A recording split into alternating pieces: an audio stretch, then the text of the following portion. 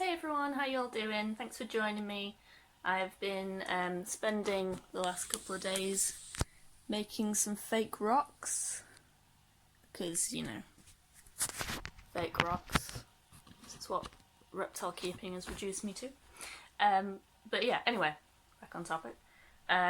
So I want to talk a bit about things that I keep hearing, really. So people, and it's normally people who don't keep reptiles, they'll say things like, oh, you can't train reptiles to do anything, they're not sociable, or they don't interact with you, or, you can train a cat and a dog, but you can't train a reptile, and it's simply not true. I mean, they're not sociable animals, and they won't follow you around like a dog does, and you can't get them to roll over, but you can train them to a certain extent to improve their life, improve your interactions with each other, really.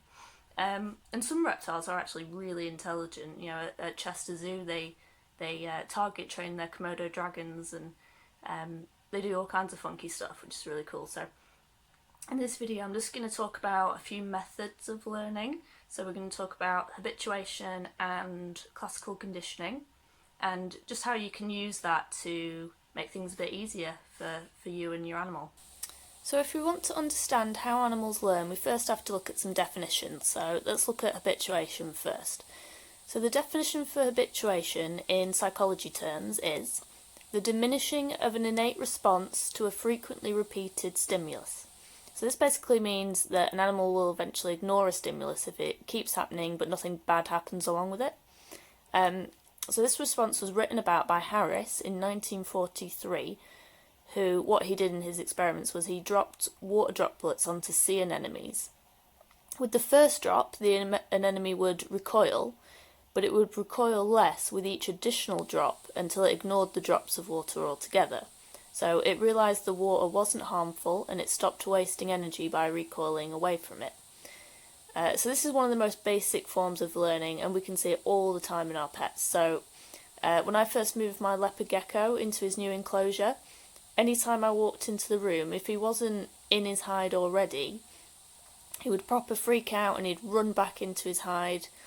But after a few weeks, he became habituated to that stimulus of me walking into the room.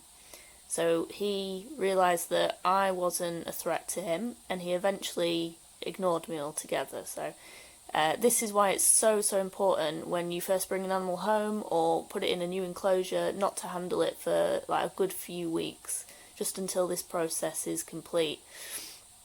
If you do handle before this habituation process is complete, then that defensive behaviour or the stress that they're feeling, that can actually be reinforced by the additional stress of being handled.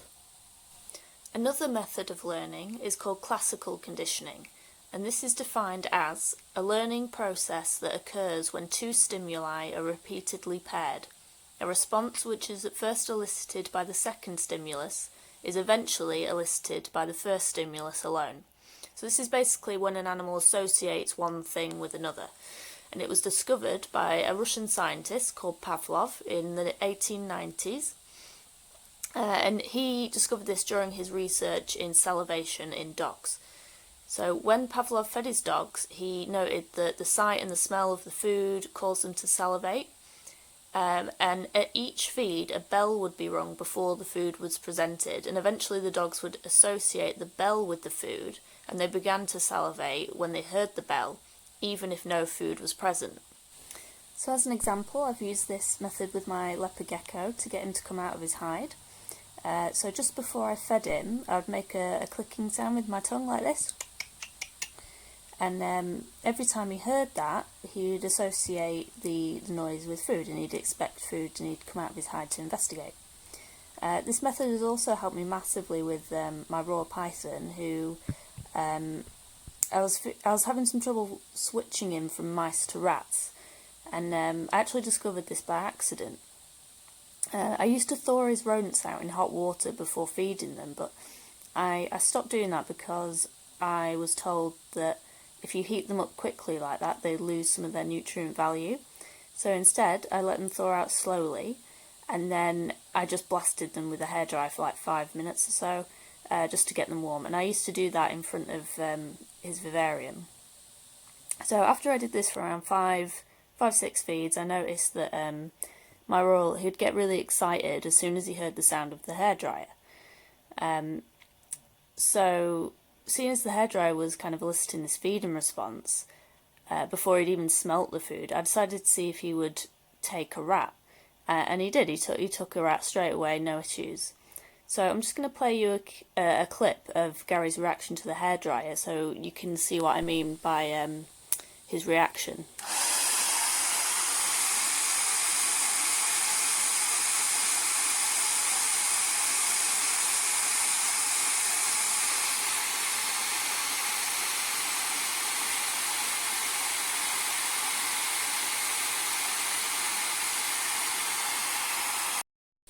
So I would recommend trying this out if you do have a problem feeder. Obviously, if you do try this, you won't be able to use the hairdryer to dry your hair in the same room, and you won't be able to use it to feed other snakes in the same room on different days, because you have to feed straight after they hear that noise, and if it's not consistent, it just won't work. As well as turning on your snake's feeding response, it's always a good idea to condition your snake to turn off their feeding response.